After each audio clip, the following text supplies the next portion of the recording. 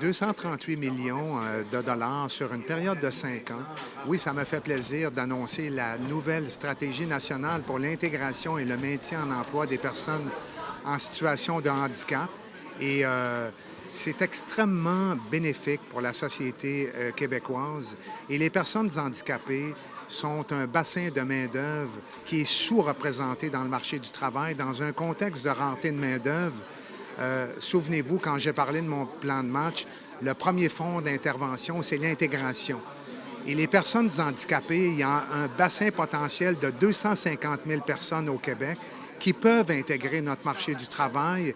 Ils sont prêts à le faire et donc j'ai annoncé beaucoup de mesures pour inciter les employeurs et permettre aux personnes en situation de handicap de venir contribuer à notre marché du travail.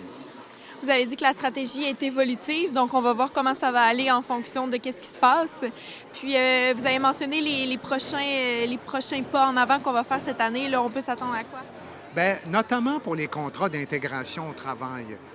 Mon ministère verse aux employeurs qui embauchent des personnes en situation de handicap jusqu'à 85 de leur salaire.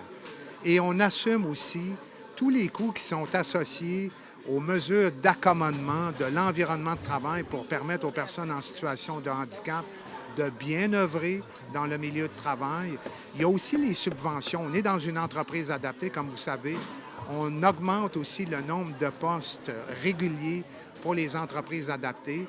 Et il y a aussi un nombre de postes additionnels pour les jeunes.